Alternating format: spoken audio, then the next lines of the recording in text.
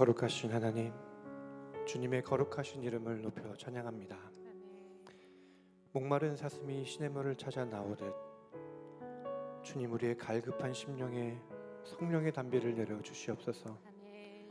딱딱하게 굳은 우리의 마음이 주님의 손길에 부드러워지도록 역사하여 주시옵소서. 주님의 임재 앞에 겸손히 우리 마음을 들여 주님께 예배합니다. 우리 예배를 받아 주시옵소서.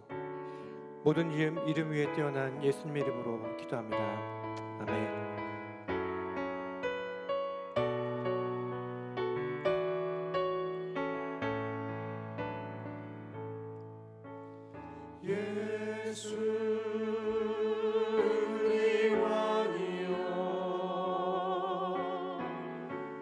이곳에 오소서. 보좌로 주여 임하사 찬양을 받아 주소서. 주님을 찬양하오니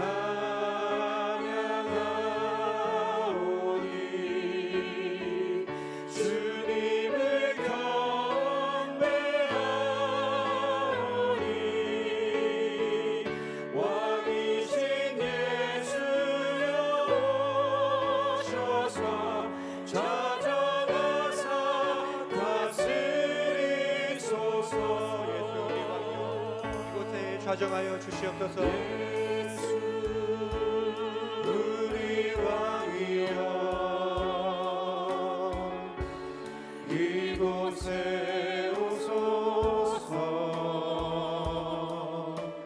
보좌로 주여 임하사 찬양을 받아 주소서. 주님을 찬양하오니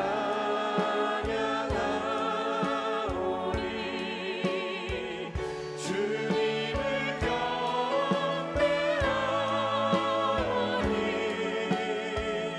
왕이신 예수여 오셔서 찾아가사 다스리소서. 주님을 전심으로 찬양합니다. 주님을 찬양하오니 주님을 경배하오니 왕이신 예수여 오셔서 찾아가사 다스리소서. 우리의 왕이신 예수님, 좌정하여 주시옵소서. 왕이신 예수여 오셔서 찾아가사 다스리소서. 좌정한다. 찾아가사 다스리소서.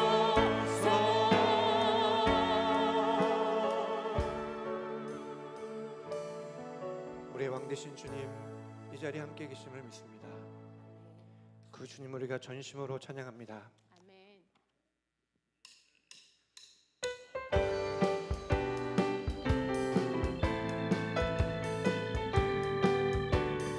주의 음성을 주의 음성을 내가 들으니 사랑한단 말일세.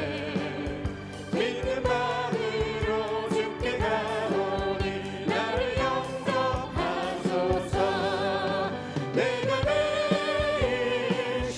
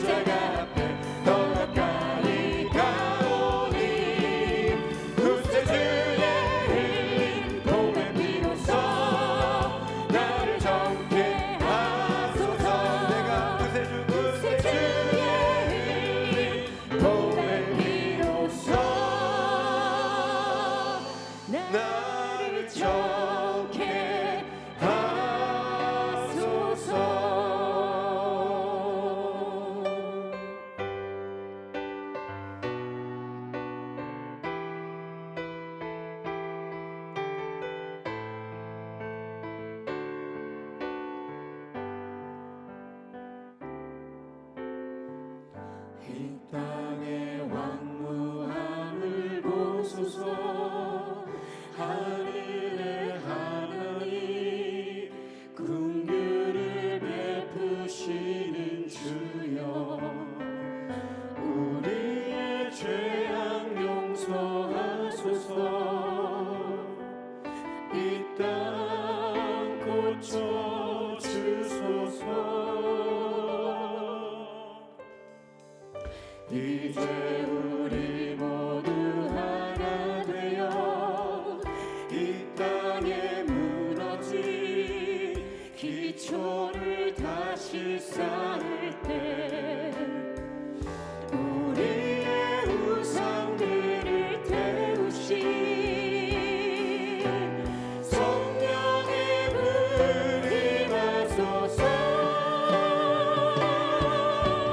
능의 불길 타오르게 하소서. 진리의 말씀 이 땅 새롭게 하소서. 은혜의 강물 이르게 하소서. 성령의 바람 이제 불어와.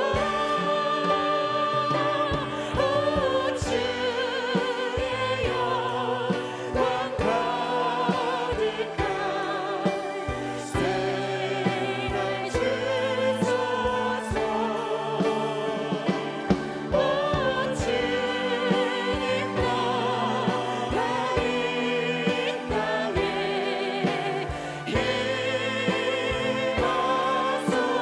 다시 한번 우리의 상한 마음을 찢으며 찬양합니다. 이 땅의 왕무함을 보소서. 하늘의 아버지 하늘의 하나님 긍휼을 베푸시는 주, 우리의 죄악을 용서하여 주시옵소서. 죄악 용서하소서. 이 땅 고쳐 주소서. 이제 우리 모두 하나 되어 이 땅에 무너진 기초를 다시 쌓을 때 우리의 우상들을 태우시 성령의 불이 임하소서.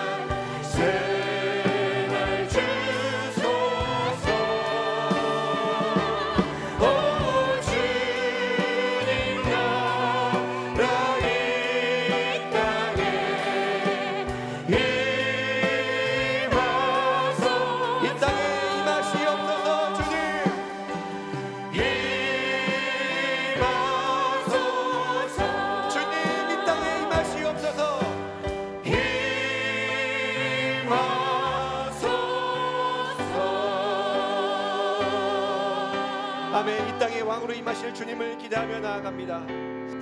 거룩하신 하나님, 우리의 찬양을 주님께만 올려드립니다. 아멘. 우리의 기도를 통하여 하나님의 뜻이 하늘에서 이루어진 것 같이 이 땅 가운데서 이루어지기를 기도합니다. 아멘. 예배를 통하여 주님을 더욱 알게 하시고 주님과 더욱 친밀한 관계가 되도록 은혜 베풀어 주시옵소서. 예배 가운데 주님의 뜻을 알기를 원합니다. 주의 음성을 듣게 원합니다. 주여 주여 하는 자마다 천국에 들어가는 것이 아니라 하늘 아버지 뜻대로 하는 자가 들어간다고 하셨습니다. 우리가 입으로만 말로만 주여 나의 왕이라 하지 말게 하시고 내 마음대로 원하는 대로 하고 싶은 모든 생각을 사로잡아 왕이신 예수 그리스도에게 복종하도록 하나님 아버지 뜻대로 살아갈 수 있도록 아버지 우리를 이끌어 주시기를 기도합니다. 알파와 오메가 되시며 처음과 마지막 되시는 주님, 하나님이 임재하시는 예배의 처음부터 끝까지 함께하여 주시옵소서. 물이 높은 곳에서 낮은 곳으로 흐르듯 예배가 자연스럽게 흘러가도록 주님 모든 순서마다 주관하여 주시옵소서. 우리의 왕이신 예수 그리스도 이름으로 간절히 기도하였습니다. 아멘.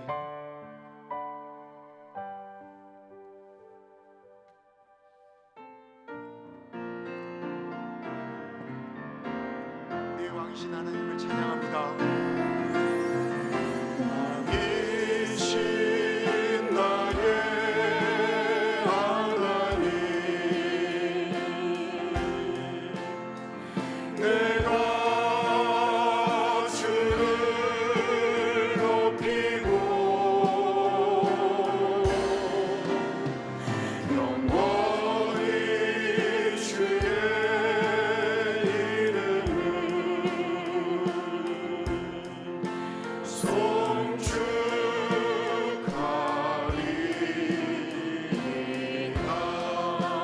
하나님은 우리의 왕이십니다. 왕이신 나의 하나님, 내가 주를 높이고 영원히 주의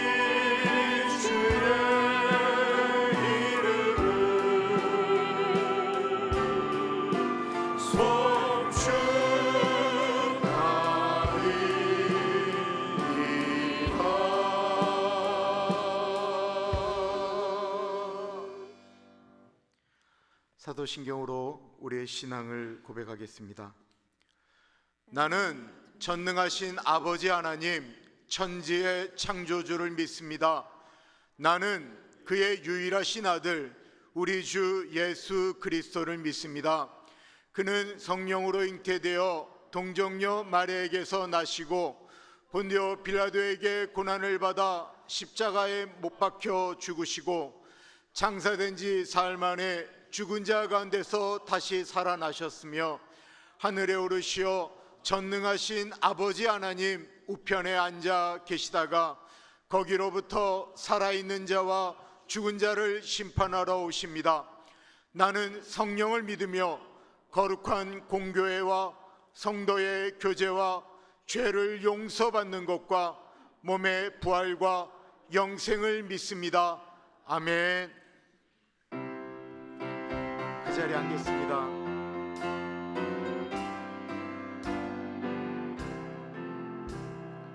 주의 곁에 있을 때 마음이 든든하오니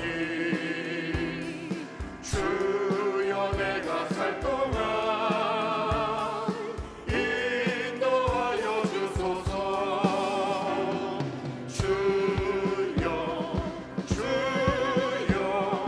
나를 인도하소서. 바른 세상 살 동안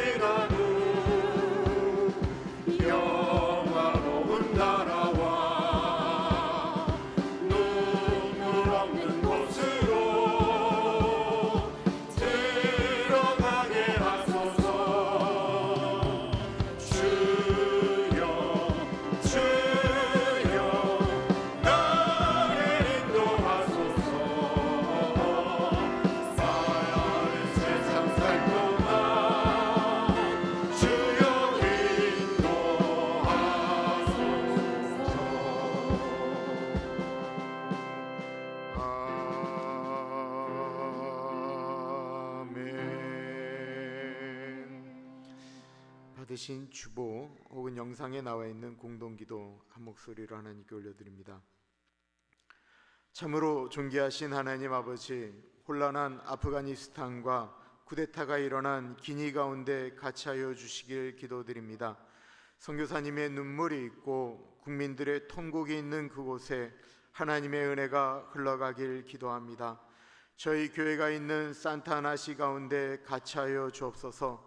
범죄율이 떨어지게 하시고 선한 영향력을 미치는 많은 사람들이 나오게 앞서서 비센텐 시장이 시정을 잘 이끌어가게 하옵시고 주변에 좋은 분들을 붙여 주옵소서. 경찰서와 소방서 그리고 각 학교에 수고하시는 분들이 기쁨과 보람을 가지고 일할 수 있도록 도와주옵소서. 우리 교회가 이 시대의 아픔을 돌아보며 중보하는 중보자가 되게 하옵소서. 존귀하신 예수님 이름으로 기도드립니다. 아멘. 회개기도는 하나님과 우리 사이에 가로막힌 담을 허는 유일한 길이라고 이사야는 말씀하고 있습니다. 하나님의 귀가 안 들려서 우리의 기도가 상달되지 못하는 것이 아니고 죄가 하나님과 우리 사이를 가로막았기 때문에 기도가 들리지 않는다라고 말씀하십니다. 그래서 우리가 회개기도할 때 정말 우리 안에 신면의 가장 깊은 곳에서 나오는 탄식 가운데 하나님께 기도하며 나아가겠습니다. 기도합니다. 참으로 존귀하신 하나님 아버지, 하나님 아버지 참 감사합니다. 하나님 아버지, 시간에 주님의 보혈과 은혜로 우리 한 사람 한 사람을 만져주시고 우리의 마음 가운데 완악함과 잘못됨과 죄악을 주님의 보혈과 은혜로 씻겨주셔서 주님, 우리가 예배를 드릴 때 하나님과 우리 사이에 거리끼는 것이 없도록 하나님 인도하여 주시기를 기도합니다. 예수님, 이 저녁 예수님의 보혈로 덮습니다. 성령 하나님 씻겨주시고 성령 하나님 회복시켜 주옵소서.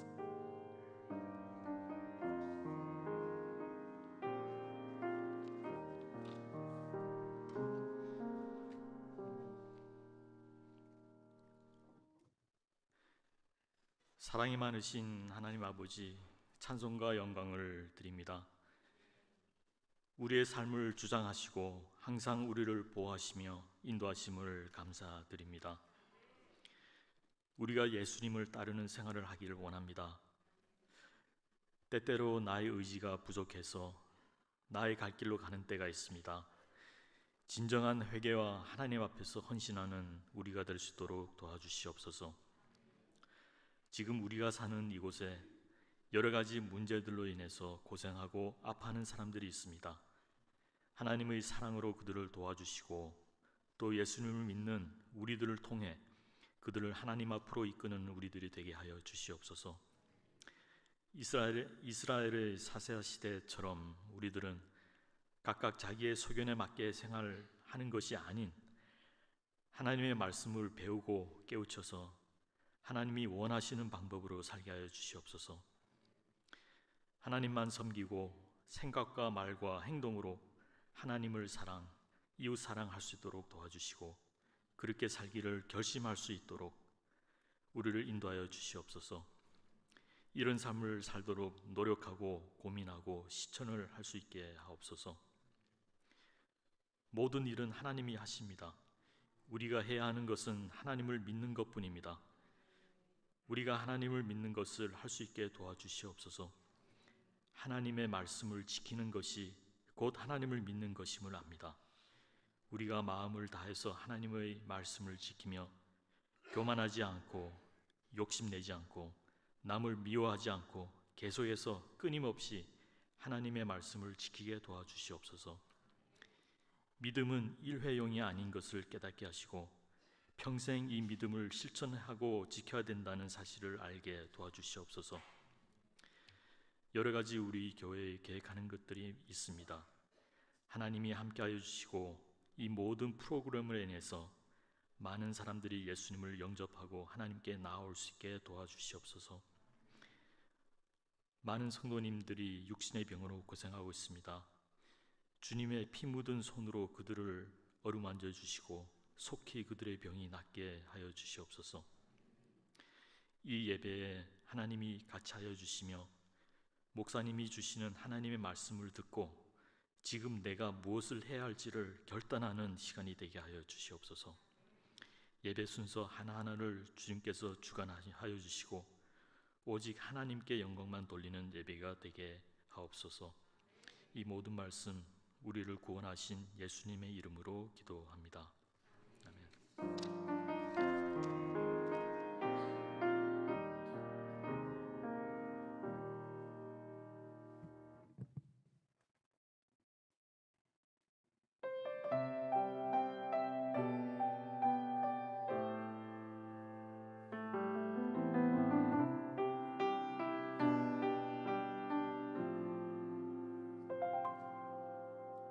내가 두려웠던 모든 것들이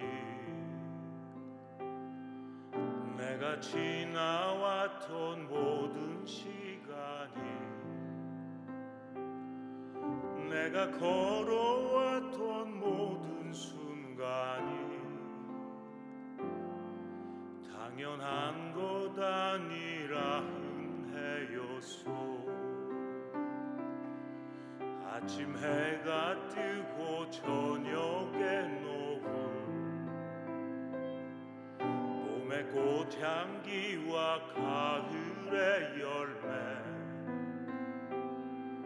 변하는 계절의 모든 순간이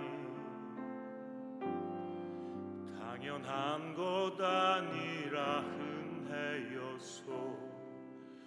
모든 것이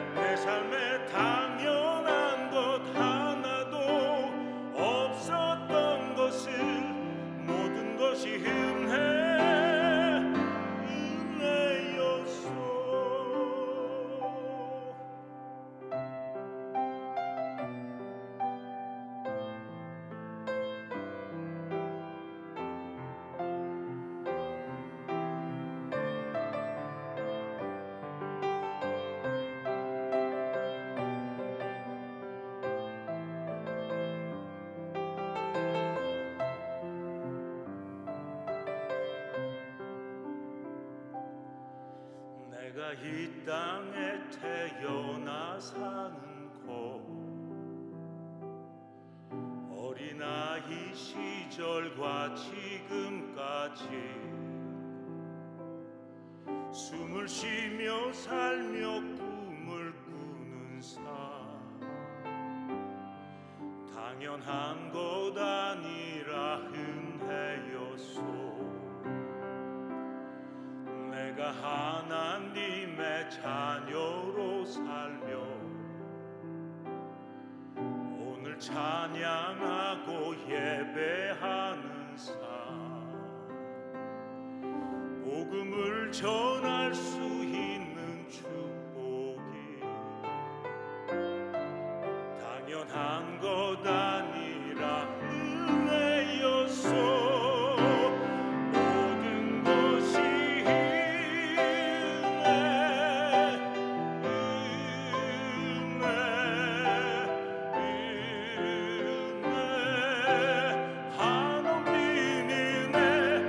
삶에 당연한 것 하나도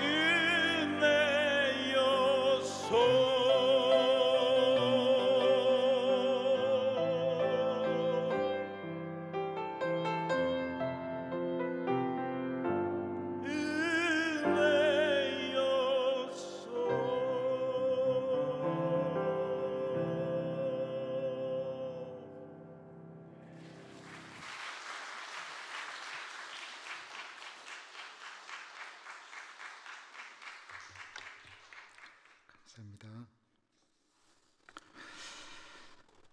성막 성경 공부가 12번의 성경 공부가 지난주로 끝을 냈습니다. 수고하신 3개월인데요. 정대원 장로님, 그리고 자료를 준비하신 병은정우 선교사님, 김동숙 전사님 감사를 드립니다. 오늘 오전 11시 30분에 당회가 있고요. 저희가 이제 9시 30분 정도가 되시면 그때부터 이렇게 교인들이 오시기 시작하는데 9시 30분부터 45분 찬양하기 전까지 15분 정도 예배를 위한 중보기도를 하려고 그래요. 예배만을 위한 중보기도. 그래서 예배를 위한 기도, 내 자신을 좀 준비하는 기도를 해야 되겠다 하시는 분들은 9시 30분까지 본당에 오시면 같이 기도할 수 있습니다. 한 가지 또 부탁드릴게요. 제가 1년에 한 번 아주 피곤하면 요도염이 와요. 그러면 몸을 이렇게 막 어떻게 할 줄을 모르겠어요. 화장실 갈래기. 잘 모르셨구나. 이게 몸을 꽈는 게 그런 건데. 그래서 혹시 예배를 드리시는 중에 이렇게 나는 그것이 참 힘들다 하시는 분은 가능하면 맨 가상자리에 앉으셨다가 예배 중간에 잠깐 나갔다 오셔도 괜찮습니다. 그거 뭐 그러신다고 하나님이 안 받는 게 아니니까 정말 너무 힘드실 때는 살짝 나가셨다가 오시면 좋을 것 같아요. 오늘의 요절 말씀은 로마서 6장 23절입니다. 너무나도 유명한 말씀인데 죄의 싹은 사망이다라는 거죠. 죄의 열매가 사망이라는 거예요. 사람이 왜 죽습니까? 왜 죽죠? 죄 때문에 죽는 거예요. 사람이 죄를 안 지면 안 죽느냐? 안 죽어요. 정확히 사람은 죄 때문에 죽는 거예요. 사람이 죄를 안 지면 죽지 않아요. 그러니까 이 말이 모순인 것 같은데 사실이에요. 이 세상에 죄를 안 짓는 사람이 어디 있어요? 그러니까 사람이 죽는 이유는 어떤 분들에게 물어보면 병이 들어 죽었다 뭐 하지만 그거 다 아니고 사람이 죽는 이유는 죄 때문에 죽는 거예요. 이 세상에 사람들이 다 죽는 이유는 모두 죄인이기 때문에 그러는 거예요. 아시겠어요? 그 죄의 삭은 사망이에요. 죄 때문에 죽을 수밖에 없어요. 우리는 예수를 믿어도 여전히 죄악 가운데 거하는 땅 가운데 살고 있어요. 그래서 하나님께서 예수 그리스도를 우리에게 주셔서 십자가를 지게 하신 그 선물은, 은사라고 하는 말은 선물이라고 하는 뜻이잖아요. 선물은 그리스도 예수 우리 주 안에. 이 말은 뭐냐면 그냥 예수를 믿는다라고 우리가 그냥 고백한다라고 해서 있는 게 아니고 우리가 예수 안에 들어가 있는 사람에게는 그것이 죽음마저도 영생으로 가는 길이다라는 것입니다. 로마서 6장 23절 말씀 굉장히 유명한 말씀인데요. 우리 한번 읽고 외워보도록 하겠습니다. 시작. 죄의 싹은 사망이요 하나님의 은사는 그리스도 예수 우리 주 안에 있는 영생이니라. 한번 외워볼게요. 시작. 죄의 싹은 사망이요 하나님의 은사는 그리스도 예수 우리 주 안에 있는 영생이니라. 아멘. 하나님께서 오늘 우리에게 주시는 말씀은 사사기 21장 1절에서부터 15절까지 말씀입니다. 하나님의 말씀을 받들어 봉독할 때에 살아계신 하나님의 음성을 들으시기 바랍니다. 이스라엘 사람들이 미스바에서 맹세하여 이르기를 우리 중에 누구든지 딸을 베냐민 사람에게 아내로 주지 아니하리라 하였더라. 백성이 베델에 이르러 거기서 저녁까지 하나님 앞에 앉아서 큰 소리로 울며 이스라엘 이르되 이스라엘의 하나님 여호와여 어찌하여 이스라엘에 이런 일이 생겨서 오늘 이스라엘 중에 한 지파가 없어지게 하시나이까 하더니 이튿날에 백성이 일찍 일어나 거기서 한 제단을 쌓고 번제와 화목제를 드렸더라. 이스라엘 자손이 이르되 이스라엘 온 지파 중에 총회와 함께하여 여호와 앞에 올라오지 아니한 자가 누구냐 하니 이는 그들이 크게 맹세하기를 미스바에 와서 여호와 앞에 이르지 아니하는 자는 반드시 죽일 것이라 하였습니다. 이스라엘 자손이 그들의 형제 베냐민을 위하여 뉘우쳐 이르되 오늘 이스라엘 중에 한 지파가 끊어졌도다. 그 남은 자들에게 우리가 어떻게 하면 아내를 얻게 하리요? 우리가 전에 여호와로 맹세하여 우리의 딸을 그들의 아내로 주지 아니하리라 하였도다. 또 이르되 이스라엘 지파 중 미스바에 올라와서 여호와께 이르지 아니한 자가 누구냐 하고 본즉 야베스 길라앗에서는 한 사람도 진영에 이르러 총회에 참여하지 아니하였으니 백성을 계수할 때 야베스 길라앗 주민이 하나도 거기 없음을 보았습니다. 회중이 큰 용사 12,000명을 그리로 보내며 그들에게 명령하여 이르되 가서 야베스 길라앗 주민과 부녀와 어린아이를 칼날로 치라. 너희가 행할 일은 모든 남자 및 남자와 잔 여자를 진멸하여 바칠 것이니라 하였더라.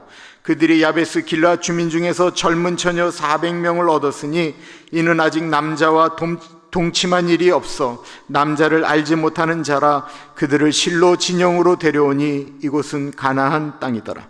온 회중이 림몬 바위에 있는 베냐민 자손에게 사람을 보내어 평화를 공포하게 하였더니 그때 베냐민이 돌아온지라. 이에 이스라엘 사람이 야베스 길라앗 여자들 중에서 살려둔 여자들을 그들에게 주었으나 아직도 부족하므로 백성들이 베냐민을 위하여 뉘우쳤으니 이는 여호와께서 이스라엘 지파들 중에 한 지파가 빠지게 하셨음이었더라. 아멘. 저희가 살고 있는 이 미국에 지금 몇 명이 살고 있는지 아세요? 맞추시면 제가 식사 10끼 사드릴게요. 그 대신 10자리까지는 맞으셔야 돼요. 쉽지 않으세요? 미국 사람. 네. 3억 2,716만 7,434명입니다. 어제 짜니까 정확할 거예요. 오늘 밤에 뭐 몇 명이 나왔는지 모르겠지만. 그렇다고 한다면 대한민국의 국적을 가지고 있는 사람은 지금 몇 명이 살고 있을까요? 2021년도 7월 기준 정확히 5,167만 1,569명이 살고 있습니다. 그렇다고 한다면 지금으로부터 72년 전 1949년도에는 대한민국에 몇 명이 살고 있었을까요? 2,016만 6,756명이 살았습니다. 이 자리에는 1949년도 인구 조사할 때 이름을 올리셨던 분이 무려 40여 명이 앉아 계십니다. 너무 놀라운 일이죠. 대한민국은 2천만 인구에서 70년 만에 5천만의 인구가 되었습니다. 정말 인구가 한 해에 10%씩 계속해서 이렇게 증가를 하는 추세를 갖고 있었는데요. 딱 한 번 인구가 줄었던 적이 있었습니다. 언제였을까요? 언제였을까요? 1950년 6.25 사변이 일어났었던 때부터 53년도까지입니다. 지금으로부터 정확히 21년 전 1950년 6월 25일 주일 새벽 4시에 북한은 38선을 넘어서 남침하였습니다. 전쟁이 끝난 후에 유엔군을 비롯한, 여기 뭐 남북한 다 포함하는 거예요. 죽은 사람은 200만이 넘었고요. 대한민국 국민은 100만 정도가 돌아가셨습니다. 그리고 그 전쟁으로 인해서 가족을 잃은 사람을 이산 가족이라고 하는데, 이산 가족은 1,000만 명이 나오게 되었습니다. 그때 처음으로 대한민국의 인구가 줄었어요. 이 이스라엘 공동체가 대한민국의 6.25 동란처럼 전쟁이 일어나서 인구가 확 줄었던 때가 있었습니다. 그 전쟁의 시작은 아주 작은 것이었어요.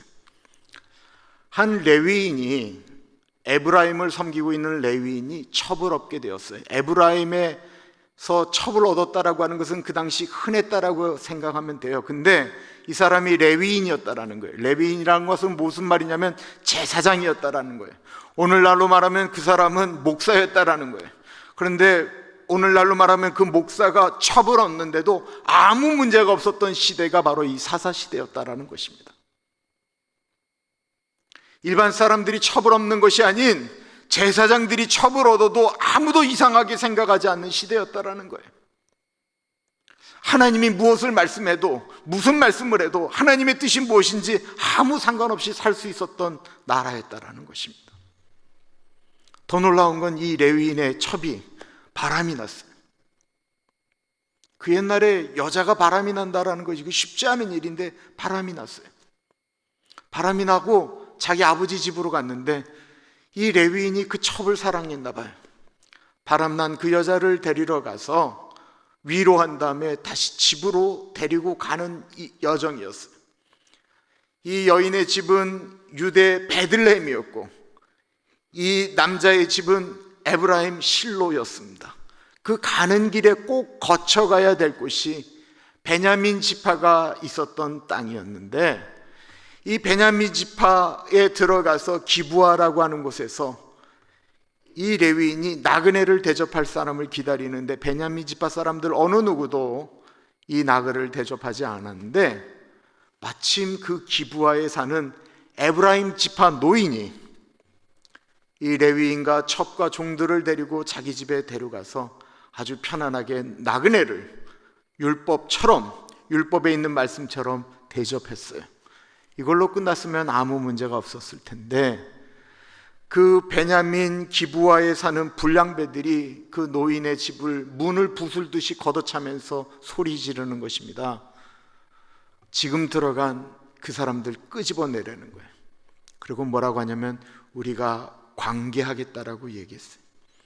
여기서 관계한다라고 하는 건 야다라고 하는 것으로 성관계 갖겠다라는 거예요. 그런데 누구를 끄집어내라고 했냐면 이 첩을 끄집어내라고 한 게 아니고 이 레위인을 끄집어내라고 한 거예요. 무슨 얘기예요? 동성연애 하겠다라는 거예요.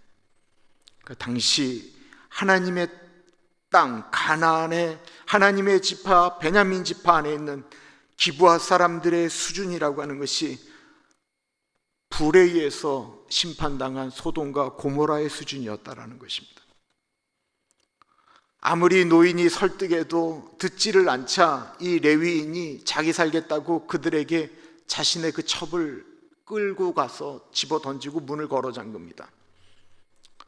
그러자 그 불량배들이 밤새도록 이 여인을 성폭행하고 이 여인이 새벽에 죽게 돼요.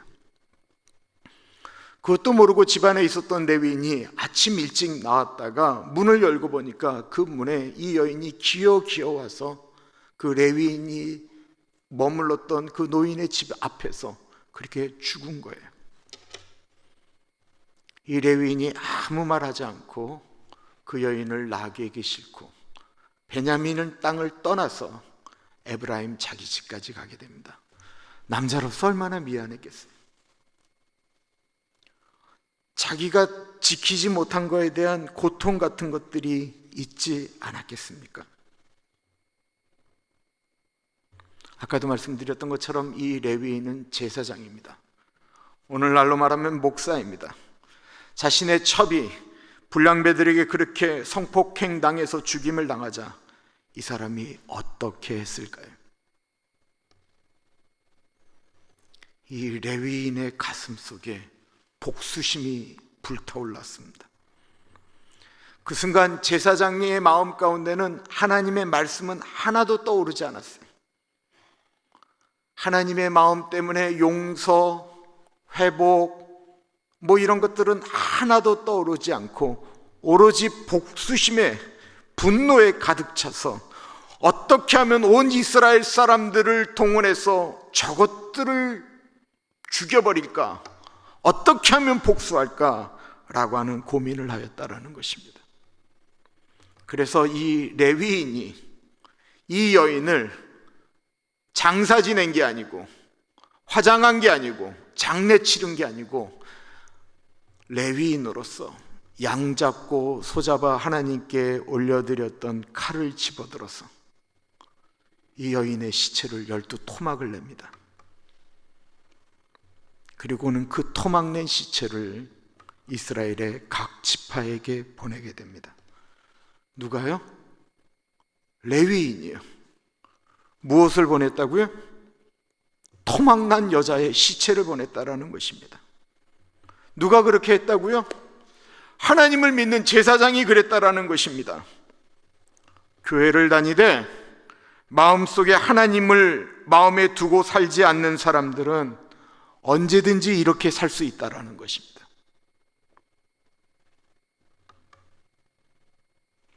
사람을 미워하고 이렇게 이 남자처럼 시체를 토막내지는 않지만 그 미워하는 마음 때문에 마음속에 수도 없이 어떻게 하면 그 사람을 괴롭힐까, 어떻게 하면 그 사람을 망신 줄까 수도 없이 칼질을 할 수 있다라는 것입니다. 누가요? 예수 믿는 사람들이요.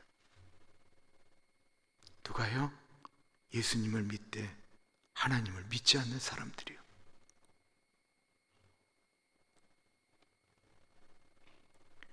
이 레위인들의 예상대로 온 이스라엘 지파가 발칵 뒤집혔습니다. 그리고는 미스바라고 하는 곳에 모여서 연합군이 모여서 베냐민을 치기로 결의를 하게 됩니다. 그때 모였던 온 이스라엘에서 칼을 들고 모였던 사람의 숫자가 무려 40만이었습니다.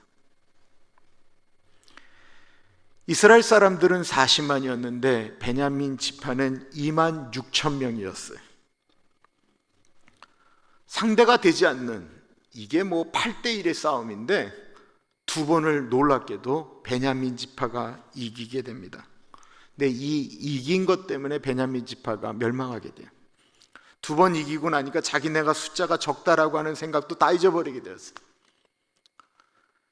이스라엘 지파는 계략을 짜서 복병도 세우고 일부러 패하는 척해서 기브와 성에서부터 이 베냐민 사람들이 멀리 떨어지도록 패해서 계속 밀려나니까 교두보를 확보하지 못한 거예요.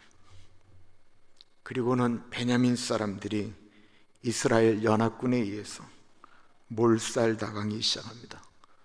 남자들 대부분이 죽고 림몬이라고 하는 동굴에 숨은 600명만 살아남게 돼요. 그것으로 끝이 나면 좋은데 사람이 악이 바치면 끝나지 않습니다. 이스라엘은 이 문제 때문에 하나님께 기도하지 않았어요. 하나님을 믿는데 하나님께 기도하지 않는 거예요. 하나님을 믿는데 하나님의 뜻이 어디 있느냐라고 여쭙지 않는 거예요. 그리고는 11지파가 흩어졌어요. 그리고는 베냐민 지파가 사는 성마다 들어가서 닥치는 대로, 여기서 닥치는 대로라고 하는 건 살아 숨쉬는 것은 아기건 엄마건 처녀건 할아버지건 할머니건 소든 양이건 닭이든 모두 다 죽여버렸어요. 그리고는 다시는 그곳에서 사람이 살지 못하도록 다 불을 질러버렸어요. 누가요? 하나님을 믿는 이스라엘 사람들이요. 누구를요? 하나님을 믿는 베냐민 지파를 그렇게 했다라는 것입니다. 다 죽였습니다. 그래서 이 사사기 20장 어저께 장에 나오는 그 전투 때문에 대략 30만의 인구가 이스라엘 공동체에서 갑자기 없어지게 돼요. 전쟁을 치룰 때는 정신없이 베냐민 사람들을 다 죽였는데 정신 차리고 나니까 이스라엘의 한 지파가 없어지게 된 것입니다. 싸움을 할 때는 몰랐는데 싸움을 할 때는 자기 기분대로 막 나아가는데 싸움이 끝나고 나니까 너무 후회가 되는 거예요. 어떤 싸움이 싸움을 하고 나면 후회가 될까요? 싸웠는데도 이겼는데 이긴 것 같지 않은 싸움이 무엇일까요? 부부싸움이 그렇습니다. 부부싸움 한 다음에 이겨서 속 시원하신 적이 있었어요? 내가 사과할게. 그게 사과하는 태도야? 그럼 나보고 어떻게 하란 말이야? 제대로 사과해야지. 그래, 내가 사과할게. 그게 사과하는 태도야? 이게 끝이 없어요. 어떻게 이겨도 후회가 되는 것이 부부싸움이에요. 그런 싸움 안 하기를 축원합니다. 날마다 하시는구나. 또 후회하는 싸움이 무슨 싸움인지 아세요? 교회의 분쟁이에요. 교회의 분쟁이 끝나서 법정으로 뭐든 어디가 이겼다라고 이야기할 때가 있는데요, 한 번도 교회에서 싸움이 일어난 다음에 이제 하나님의 뜻이 도래되었다라고 이야기하는 교회를 죄송하지만 저는 본 적은 없습니다.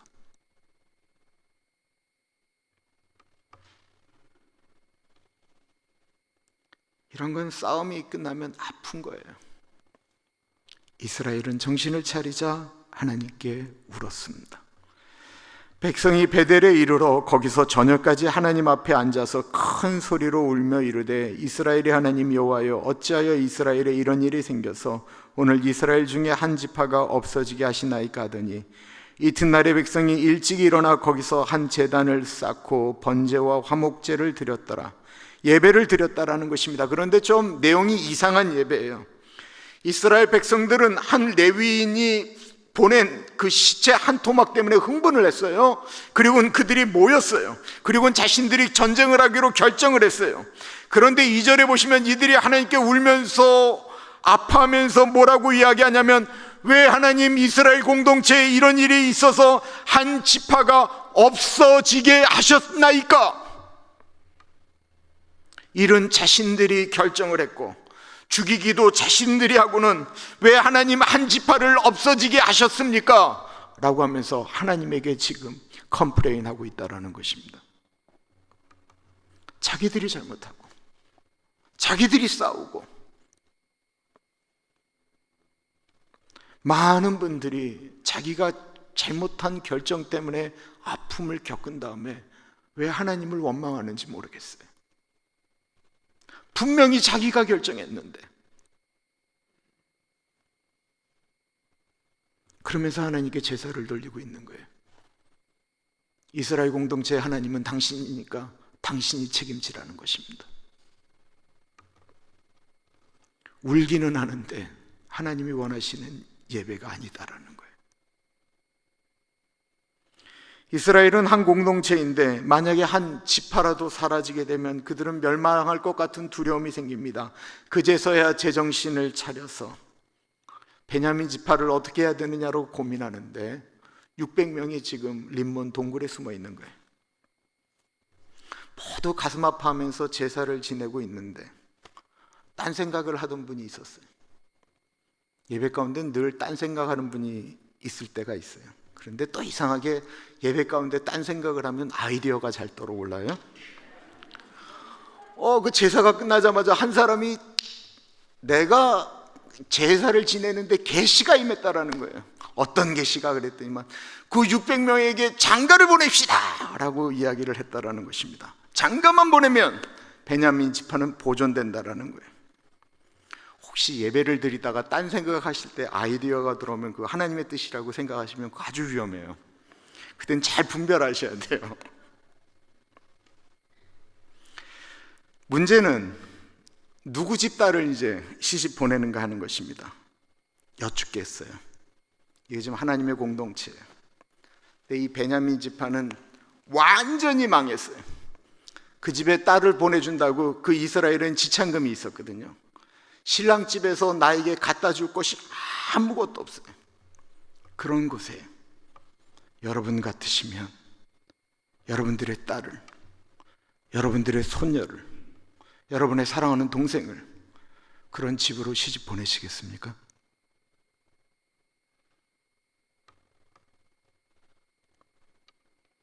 아마 어느 누구도 그러려고 하지 않을 거예요. 더군다나 이 살아남은 600명이 어떤 사람인지 아무도 모르는 거예요.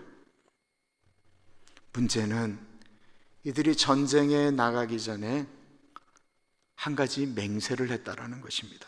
어떤 맹세일까요? 1절 볼게요. 이스라엘 사람들이 미스바에서 맹세하여 이르기를 우리 중에 누구든지 딸을 베냐민 사람에게 아내로 주지 아니하리라 하였더라. 전쟁 나가기 전에 우리 11 공동체 중에 베냐민 사람과 결혼하는 거는 큰일 나는 거야. 우리 다 같이 맹세합시다. 그리고 맹세를 했다라는 거예요. 하나님은 가나안 족속과 결혼하는 것은 하나님의 법으로 금지시켰어요. 가나안 족속들이 섬기는 우상들이 이스라엘 공동체로 들어올까 봐 금하셨던 거예요. 그런데 사사시대에 보면 수많은 사사들이, 삼손을 비롯한 수많은 사사들이 가나안 여인들하고 혼인을 해요. 그런 시대였어요. 그런데 이스라엘 공동체가 그 전쟁을 앞두고는 이런 이야기를 하는 거예요. 우리가 이스라엘 지파 중에 한 사람, 베냐민 지파에게는 우리 딸을 시집 보내지 않겠다라고, 마치 그들을 가나안 지파처럼 여기며 이방 지파처럼 여기며 하나님의 사람이 아닌 것처럼 여기며 그렇게 맹세했다라는 것입니다. 하나님께 서원한 것이 아니고 그냥 자기들 기분으로 맹세한 건데, 이거 성경적으로 지켜야 되는 겁니까? 여쭤보겠습니다. 애지중지한 딸이 있습니다. 어느 날 본인 교회에 섬기는데 그분이 너무너무 싫어요. 그분 말투도 싫고 밥 먹는 것도 싫고 하여튼 생각만 해도 너무 싫어요. 근데 하필 그분이 김 씨예요. 기도하는데 너무 싫은 기운이 올라오니까 이렇게 기도해요. 하나님, 제 딸은 죽어도 김 씨하고는 시집 보내지 않겠습니다. 이렇게 기도를 했어요. 이렇게 기도를 했어요.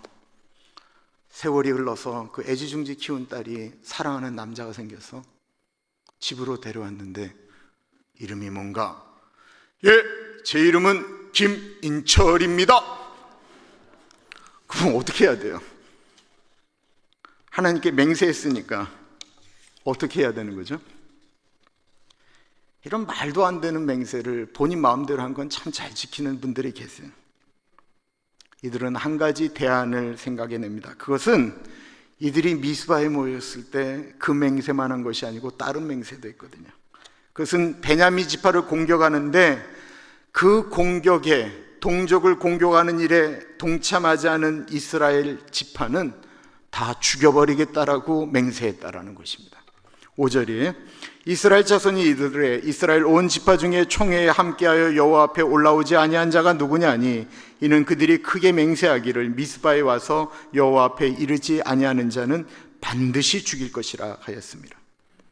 그래서 이들은 그 맹세를 생각한 다음에 전체 모인 사람들 중에 그곳에 참석하지 않은 사람들을 확인하기 시작했습니다. 이때 확인할 때 마음이 어땠을까요?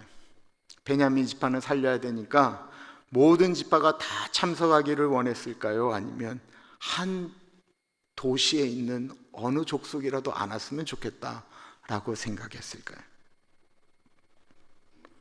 제발 한 지역, 만만한 사람들 오지 않아서 그들 중에서 여자를 빼앗아 베냐민 지파에게 주기를 원하지 않았겠습니까? 다행히 보니까 길르앗 야베스 지방 사람들, 길르앗 야베스는 요단 동쪽에 있는 곳이에요. 이스라엘 사람들이 이 전쟁에 참여하지를 않았습니다.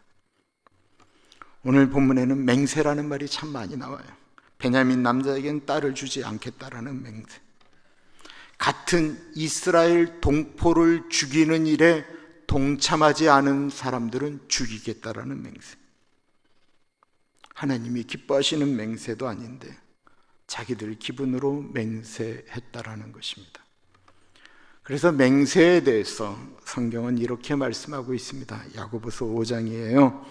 내 형제들아, 무엇보다도 맹세하지 말지니 하늘로나 땅으로나 아무 다른 것으로도 맹세하지 말고 오직 너희가 그렇다라고 생각하는 것은 그렇다라고 하고 아니라고 생각하는 것은 아니라 하여 정죄받음을 면하라.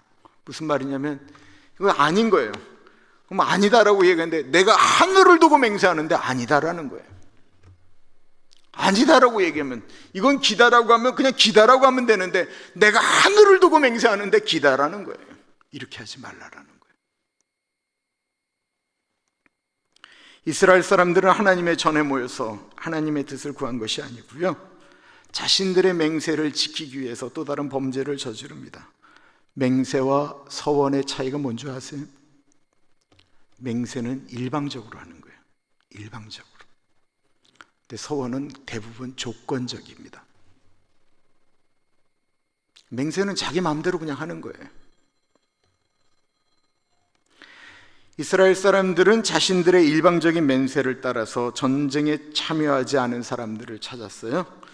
또 이르되 이스라엘 지파 중 미스바에 올라와서 여호와께 이르지 아니한 자가 누구냐 하고 본즉 야베스 길앗에서는 한 사람도 진영에 이르러 총에 참여하지 아니하였으니 백성을 계수할 때 야베스 길앗 주민이 하나도 거기 없음을 보았음이라.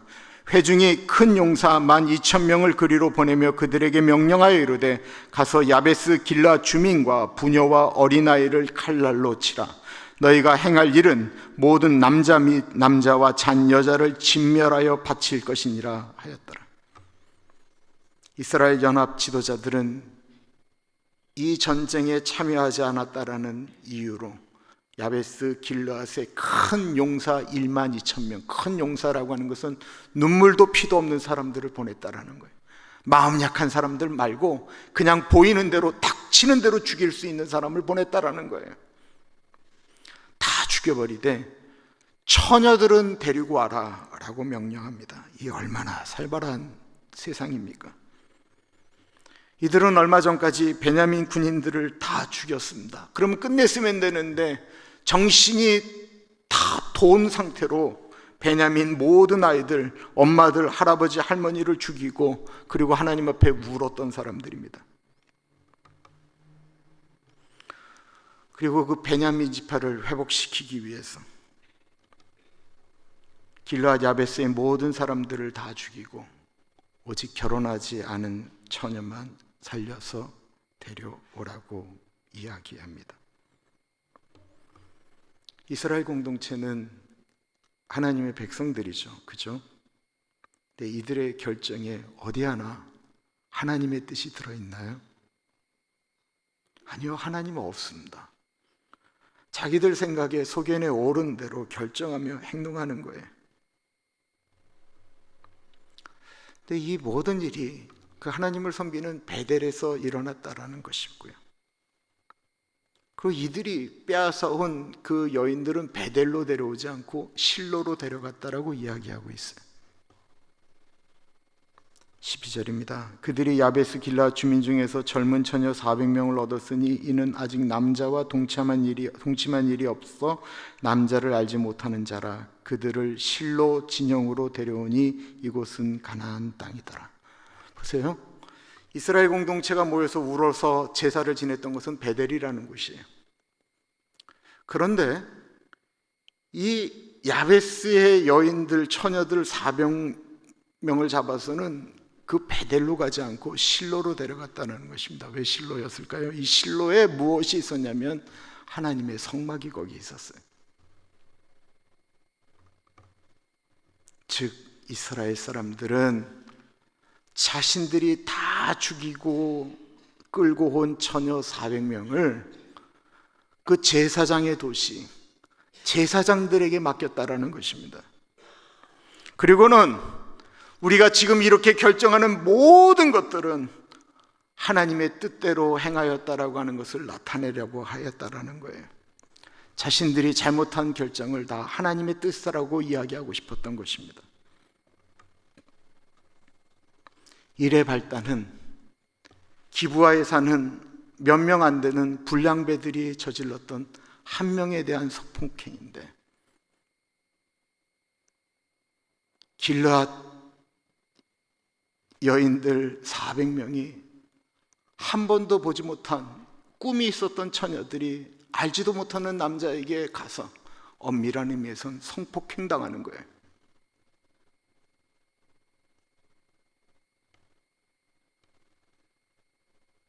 베냐민 지파 불량배들의 잘못 때문에 부모님, 형제들을 다 잃은 젊은 처녀들이 자신들이 고아가 될 수밖에 없었던 그 원인을 제공한 베냐민 남자들에게 시집을 가야 되는 이 사건, 도대체 이 여자 아이들에게 무슨 죄가 있습니까?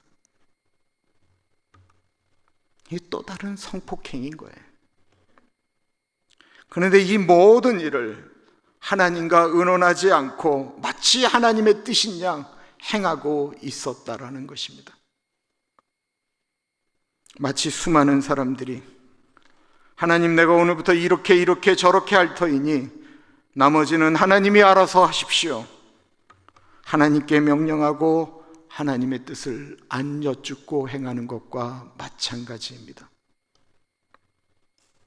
온 이스라엘이 베냐민 지파 600명이 숨어있는 림몬 바위에 가서 소리를 질렀습니다.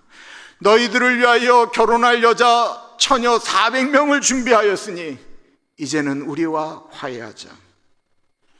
온 회중이 림몬 바위에 있는 베냐민 자손에게 사람을 보내어 평화를 공포하게 하였더니 그때 베냐민이 돌아온지라 이스라엘 사람이 야베스 길앗 여자들 중에서 살려둔 여자들을 그들에게 주었으나 아직도 부족하므로 백성들이 베냐민을 위하여 뉘우쳤으니 이는 여호와께서 이스라엘 지파들 중에 한 지파가 빠지게 하셨음이었더라.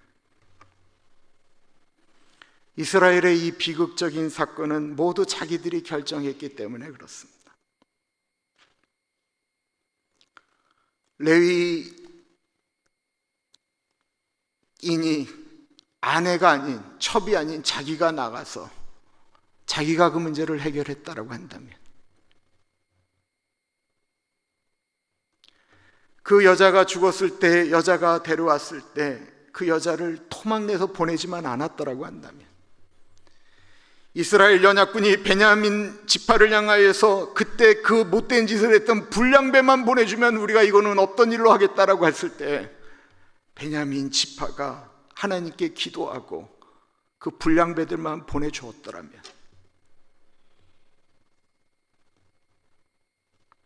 왕이신 하나님을 섬기는 사람들이 왕이신 하나님 앞에서 내가 왕이다라고 이야기하면, 인간이 왕이다라고 하면, 내 뜻이 왕이다라고 하면, 내 세우견이 옳다라고 이야기하며 살았기 때문에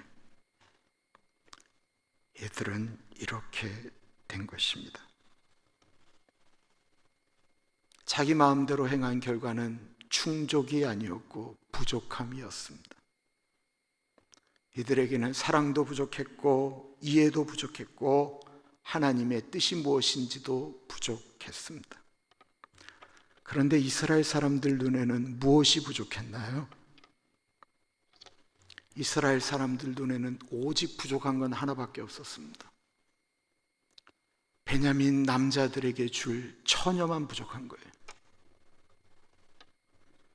그들의 눈에는 지금 그 상황 가운데 이스라엘의 부족한 것이 무엇인지를 깨닫지 못하고 그들이 부족하다라고 느낀 것 유일한 게 하나인 거는 600명의 처녀만 있으면 이 문제는 다 끝이다라는 것입니다.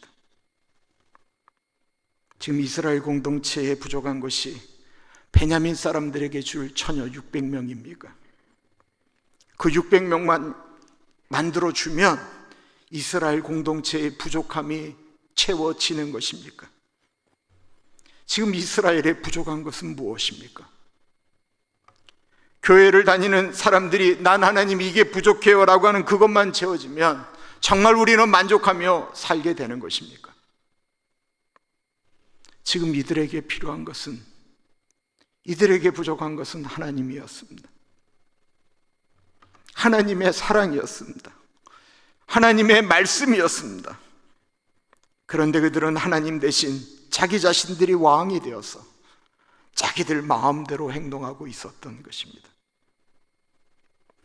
오늘날 우리에게도 부족한 것이 있다고 한다면 그것은 이 세상을 하나님의 뜻대로 살아갈 하나님의 말씀입니다. 우리 안에 채워져야 될 것이 있다고 한다면 그것은 예수 그리스도의 사랑입니다. 우리에게는 하나님의 은혜가 필요합니다. 우리에게는 십자가에서 우리의 죄를 짊어지시고 죽으신 그 십자가의 은혜, 예수 그리스도의 보혈이 필요합니다. 우리는 십자가의 은혜가 아니고서는 비참하게 죄의 삭스로 죽을 수밖에 없는 그저 그런 존재들이기 때문에 그렇습니다. 지금 우리에게 필요한 것은 무엇입니까? 하나님입니다. 기도하겠습니다.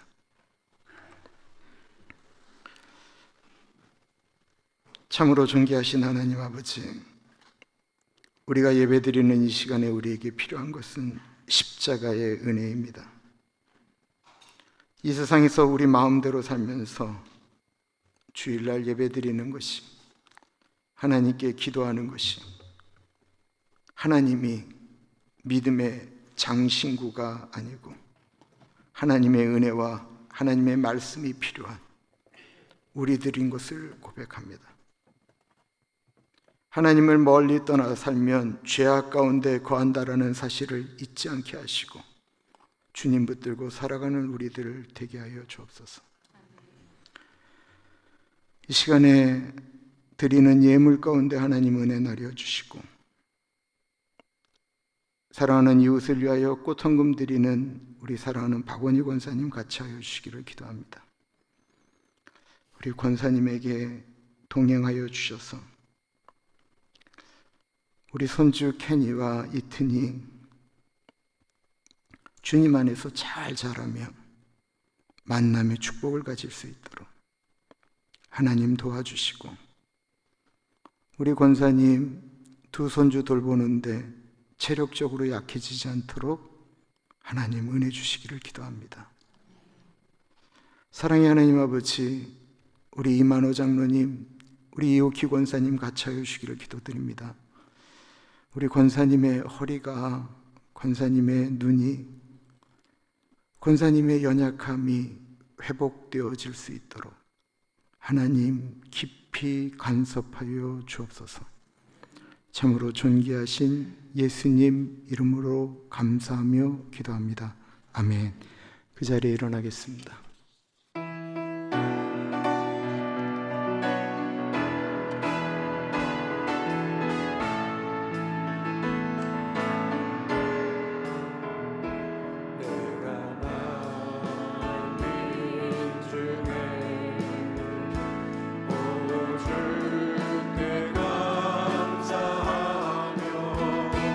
주님을 찬양하리 열방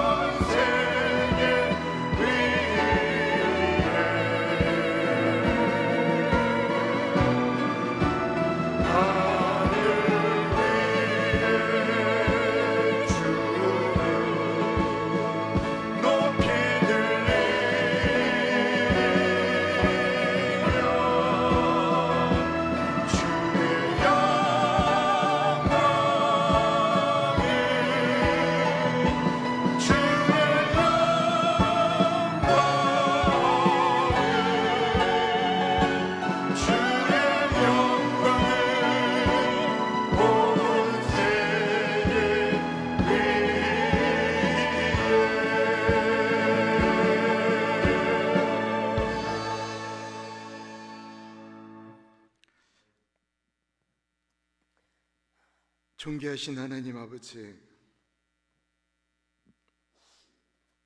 하나님 아버지는 우리를 사랑하신다라고 하늘에서 그저 말씀하신 것이 아니고 하나밖에 없는 아들을 이 땅에 보내주셔서 만드신 인간에게 조롱받게 하시고 채찍에 찢기게 하시고 십자가에 달려 죽으실 때까지 아버지 침묵하시며 나는 너희를 사랑한다라고 말씀하셨습니다.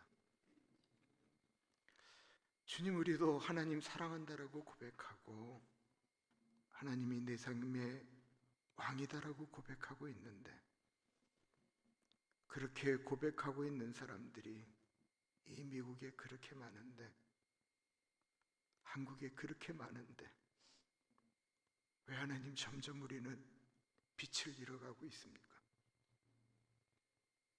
혹시 우리가 하나님을 믿는다라고 이야기하고 하나님의 백성이라고 이야기하는 사사기 시대의 그 이스라엘 공동체와 우리 속 안에 있는 마음이 같지는 않은지 주님, 두렵고 떨림으로 하나님께 고백합니다.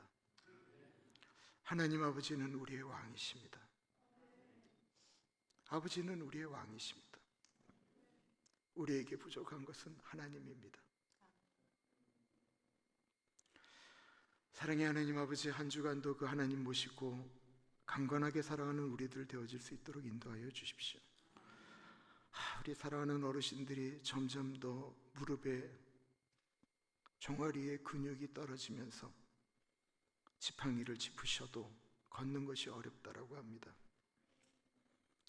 식사를 하시는데 입맛이 없다라고 이야기합니다. 하나님 아버지, 소화도 잘 되실 수 있도록 인도하여 주시고 약의 부작용이 없도록 인도하여 주시고 당도 조절이 되어질 수 있도록 도와주십시오. 중풍에 걸리지 않게 하여 주시고 치매에 걸리지 않게 하시며 암에 걸리지 않게 하여 주옵소서. 하나님, 우리의 오장육부 혈관들이 깨끗하여질 수 있도록 도와주시고 하나님, 우리가 누울 때는 깊이 단잠 잘 수 있도록 하나님 인도하여 주옵소서. 젊은 분들 중에 꿈꾸며 기도하는 내용들이 있습니다. 하나님과 동행하며 나아가는 이 땅의 일들, 내 계획이 아닌 하나님의 비전에 우리의 비전을 맞추는 그 놀라운 일들을 계획하고 있는 분들에게 같이하여 주시고 하시는 모든 일들 가운데 하나님 은혜 주시기를 기도드립니다. 지금은 우리 주 예수 그리스도의 은혜와 우리를 너무나도 사랑하셔서 하나밖에 없는 아들을 넉넉하게 보내주신 하나님 아버지 그 크신 사랑하심과 성령님 감화감동 역사 충만 교통하심에 그 놀라운 우리하고의 교제하심이, 하나님은 교회에서뿐만 아니라 우리 집에서도 내가 가는 어디에서든지 어느 때에든지 나의 왕이십니다 고백하는 사랑하는 주의 백성들 머리 위에 지금으로부터 영원토록 같이 하시길 간절히 축원하옵나이다. 아멘.